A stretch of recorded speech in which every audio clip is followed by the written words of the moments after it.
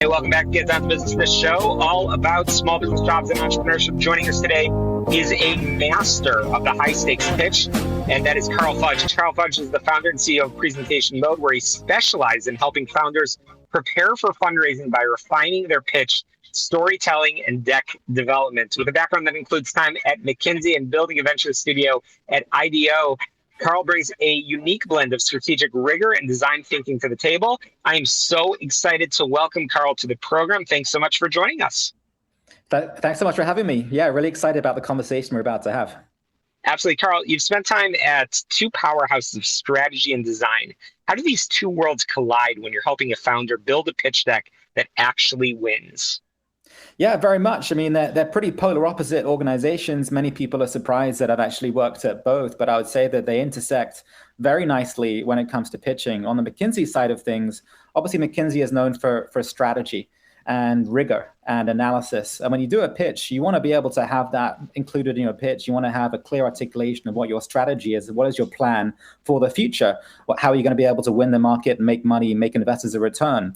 IDEO is a design firm. So IDEO is all about how do you tell beautiful stories in a visually and a verbally beautiful way. And that's really important too for pitches, because you want to make an impression that really sticks in an investor's mind, and storytelling and visual design can really help you do that. So in the work that I do every single day and with founders pitching, both that strategy lens and the design lens are both really important. Amazing. And you talk about translating strategy into a pitch story. Why is it that so many brilliant founders struggle to articulate their core narrative in a way that investors understand? Yeah, for a lot of reasons. I mean, most of all, I think a lot of them are not practicing this very much, right? Because they're very focused on building their products and their technology day to day, especially in today's world. It's all about AI, it's all about ML, it's all about deep tech, right? And so these guys, their day-to-day experience and what they practice every single day is being in the weeds, solving technical problems. And so going out there and telling their story is a fundamentally different skill set that they don't get as much practice doing. But I'd say the other thing too is it's not just about founders. I would say that everybody struggles to tell their own story, including me. Writing my own website is a really big pain point for me personally, because when you tell your own story, it's hard because you know so much. You're so close to it. And that makes it difficult to actually edit what's interesting to actually communicate, what should go in that story and what shouldn't. And that's why I really recommend that you work with an outsider to help you tell your story, because it actually is very difficult for anybody to do it on their own. Yeah, that makes perfect sense. And what is the hook? What is the hook, and why is it critical to land that narrative within the first 60 seconds of a presentation? Yeah, well, and in general, everyone's attention spans these days is so short, right? Like we are in the scrolling economy. It's all about micro engagement, right? Like what is that tweet? What is that post? What is that little soundbite? Like that's what our brains have started to become trained to focus on. And so asking anybody to focus on anything for longer than a few minutes is actually a pretty tough ask in today's world. So what it really implies for pitches is that you really have to get to the point extremely quickly. And you have to give somebody who's listening to your pitch and taking it in a reason as to why they should keep listening to the rest of your pitch early.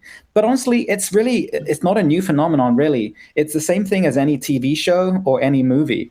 Think about any time you look on Netflix and you start scrolling around, you start watching something. If that show doesn't attract your attention in the first 30 seconds or a few minutes, you're going to just switch it off and go watch something else. And so it's the same thing with pitching. You have to be able to really land that hook early as to why an investor should continue flipping through the rest of your deck and hearing the rest of your presentation. I'm chatting with the master of the high stakes pitch. That's Carl Fudge. He's the founder and CEO of Presentation Mode. And Carl, in your experience, what is the single most common pitch deck mistake that creates immediate investor confusion? Well, I think the biggest and most common mistake is saying too much, trying to get everything that you possibly know about a topic out there. And again, I totally understand it, right? Because founders are passionate. We're both founders, right? Like we're passionate about our own businesses. We're so excited to tell everybody everything about what we do. And so that leads to pitches that can be extremely dense, verbose, full of jargon. And that makes it just very, very difficult for somebody to follow your actual thinking. And so I always say it's really much more of a snack or an appetizer than it is a main meal. Less is more. And I think the other thing you have to remember too is that from these guys' perspective, if you just look at it from the investor's side of the table, they're inundated with pitches. So they're going to read 10, 20, 30 pitches, a day, looking at hundreds a week. And so you really have to try and make their job easier, not harder. And that is by giving them less information to consume and also making it easier for that information to be followed. And that's what the benefit of a story or a structure really is. Mm. Carl, we're going to have to go to a break in a minute, but as we think about the fundraising landscape for 2026, what's the one design or strategy principle that's become non-negotiable for a successful pitch? Well, it is a lot harder this year, I think, than it has been. There's less capital going around. And in the AI world, there's just much, much more competition, right? So it's much, much quicker and easier to build a company because you can use AI to code and to build software much more efficiently and quickly than you ever could before. So that implies there's much more competition out there for dollars and for investors' attention. I think the biggest thing really is that you do need a story. And people, I think, underrate that. They think if I've got a good business with solid fundamentals, and that should be enough, right? And it's actually not enough. You need to be able to package that in a story that's memorable, that's digestible, that's persuasive, that's compelling, that's maybe even a bit emotional and even a bit exciting, so that your pitch stands out. I like to say cuts through the noise because it is such a crowded landscape, and a story can really help you separate your company from the competition, especially in this super crowded fundraising landscape of 2026. Business fundraising, it's often this high pressure survival situation for a startup. How does having a clear, structured story help a founder maintain calm and clarity when they're facing tough questions from a venture capitalist? Absolutely. Well, it is fundamental to business building. I always say that you've got two main jobs as a founder. You've got to build an awesome business, but you also got to raise the capital to be able to have the right to build that business, right? So pitching is a fundamental piece of the fundraising, and storytelling is a fundamental piece of it. And I think that people think sometimes that storytelling is this massive act of God-given creativity. Like you have to be Steven Spielberg or something of that nature. Like you have this creative skill or you don't. Like you're a painter or you're not. And I think that's really not true. I think like with anything in life, there are processes and there are steps and there are structures that you can follow. And that's certainly the case with storytelling. And there's many great structures out there that exist. The hero's journey is one of them. Situation, complication, resolution. I'm just throwing things out there that people can look up and Google and have a look at. And what the benefit of a structure is it allows you to follow a set of tried and true steps that make it easy to organize your thoughts and make it even easier for a recipient of that information or the audience to actually understand those thoughts. And so you don't have to recreate the wheel. You don't have to start from scratch. You can follow a simple structure, almost like following a recipe in cooking. And that's going to make your life a lot easier when it comes to creating your story and telling your story.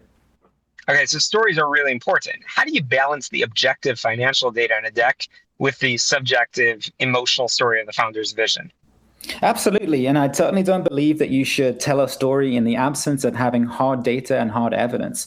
I think you've got to be able to find the way to pair those two concepts. There's actually a book out there called The Narrative and the Numbers. And that concept is really, really important to me, is that yes, you have to use storytelling to make believable claims about the future. Because when you think about it, startups by definition do not exist right now. And you're making an argument as to why they should exist, why they should be funded. And so you do have to paint that picture. But at the same time, the human mind needs to be convinced with more than just a nice story about the future. So you do have to definitely pair the beautiful storytelling with the facts, whether that be data about market sizes, whether that be analysis about profit margins, whether that be competitive analysis, whether that be traction, whether that be customer quotes. And so it's definitely about pairing the two together. And I think the issue is that most people mostly focus on the latter, only the facts, and that just doesn't really move anybody emotionally. And so it's really about trying to pair those two things together, the story with the data, with that evidence. And if you can do that nicely, then you're going to have a pitch which is probably better than 99% of the ones that are out there. Amazing. And lastly, for the founders who are currently invisible, and I use that in quotes, but are struggling to get a second meeting, what's one practical way that they can improve their storytelling structure today? Yeah, well, first of all, know that you're not alone, and it's a tough job. I think that we do glamorize founders. We focus on the founders of the billion-dollar unicorns, and we almost forget that actually that's the exception, not the rule. So first of all, you're not alone. Second of all, I just want to focus on the emotional bit just for 1 second.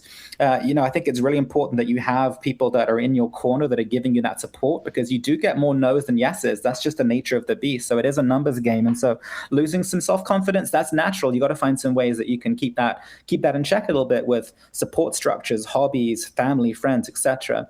But I would say the biggest piece of advice is not to do this alone.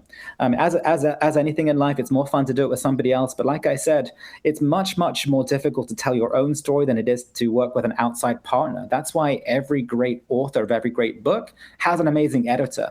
That person helps you figure out what should go in the story, what should not go in the story. Because if you have too much in the story, sometimes it gets illogical or incoherent, or sometimes it's just too long. And so I think my biggest advice is find a friend, a buddy, a colleague, a mentor, and use them as your thought partner to develop your story with. It's going to make it a lot easier. Carl, this is powerful. One more time, how can we get in touch? Presentationmode.co, Carl@presentationmode.co, or look me up on LinkedIn. My name is Carl Fudge. Thank you so much for the time. I really enjoyed the conversation today. Amazing. Thank you so much. That's a wrap for us this week on the show, all about small business, jobs, and entrepreneurship. Again, on my website, shalomklein.com. Check some of your favorite podcast apps. Just search for Get Down to Business. Make sure you subscribe, rate, review, and share to success. Let's get down to business. We'll see you next week.